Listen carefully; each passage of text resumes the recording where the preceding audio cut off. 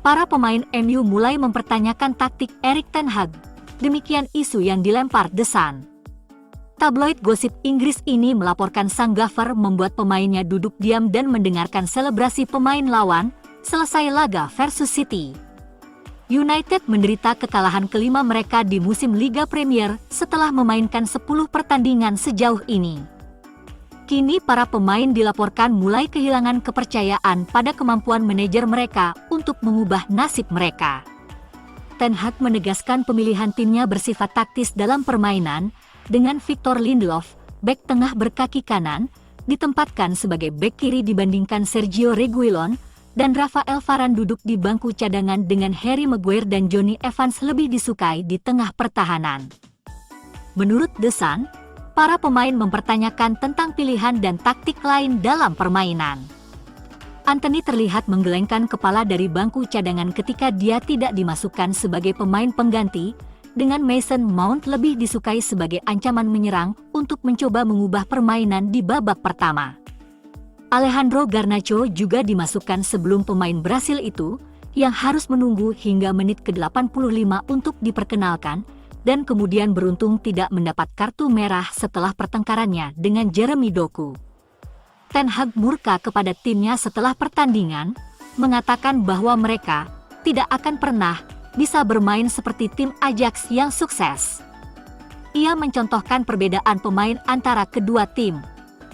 Setelah memenangkan Eredivisie 3 kali dan Piala Belanda 2 kali, MU tidak akan pernah memainkan sepak bola seperti itu, karena mereka adalah pemain yang berbeda, ujarnya. Ini juga bukan alasan dia datang ke MU.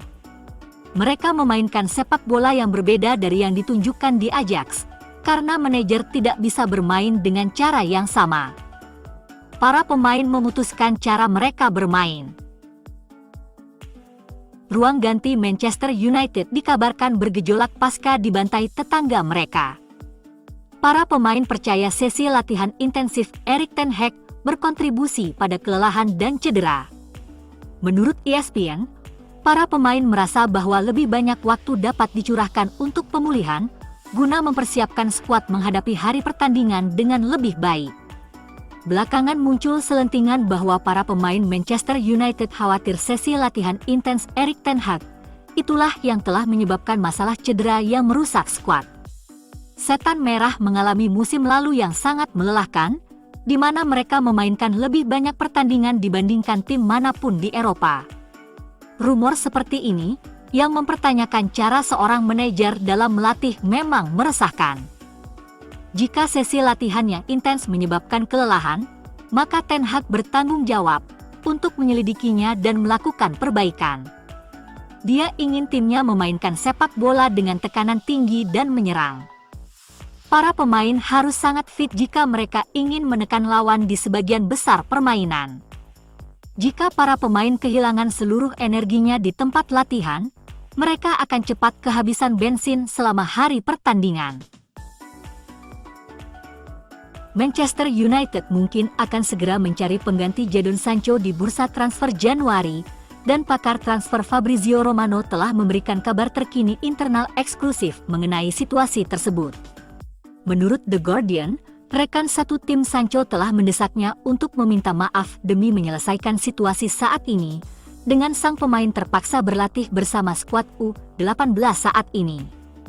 Dengan mantan produk Akademi Manchester City sejauh ini menolak untuk meminta maaf, masa depannya di Old Trafford tidak pasti, dan Romano mengatakan bahwa staf pelatih di United tidak senang dengan Sancho, dan merasa bahwa masalah ini bisa diselesaikan pada bulan September atau Oktober. Dapat dipahami bahwa kembali ke Dortmund, tempat Sancho menampilkan sepak bola terbaiknya, akan menjadi pilihan terbaiknya, dan Setan Merah sedang mempertimbangkan untuk mengizinkannya pergi dengan status pinjaman. Kesulitan bagi United dan Sancho adalah, karena gajinya sebesar 250 RB per minggu, tidak akan mudah bagi klub manapun yang berminat untuk membayar gajinya. Pemain sayap asal Inggris ini merupakan salah satu pemain dengan gaji tertinggi di United. Di posisi Sancho, Ten Hag mungkin sudah mendapat masalah karena Marcus Rashford dan Anthony kesulitan tampil maksimal sejauh musim ini. itu bisa menjadi area lapangan yang sedang dipertimbangkan untuk diperkuat, dan jika Sancho pergi, United akan memutuskan pada bulan Desember dalam hal mencari pengganti Sancho.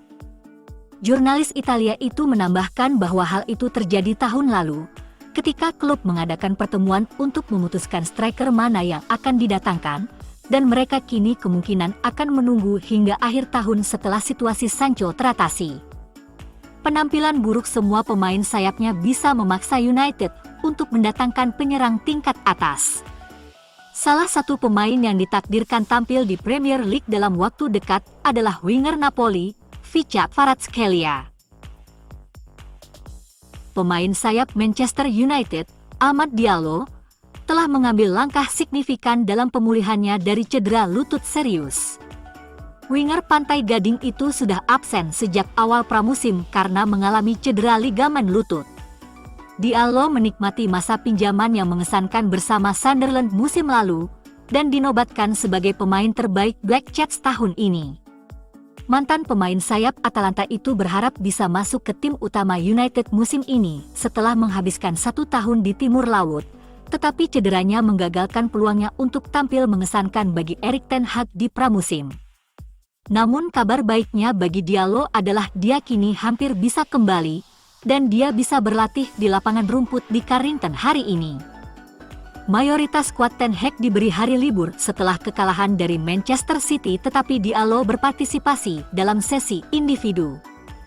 Pemain sayap ini berharap untuk tampil dalam skuad matchday sebelum jeda internasional, tetapi kembalinya yang lebih realistis diperkirakan akan terjadi pada akhir November. United kesulitan mencetak gol musim ini dan memiliki selisih gol -5 di Liga Premier. Marcus Rashford, Anthony Martial dan Antony hanya mencetak 1 gol di Premier League musim ini. Setan Merah memperkuat opsi lini tengah Erik ten Hag di jendela transfer musim panas dengan beberapa tambahan baru.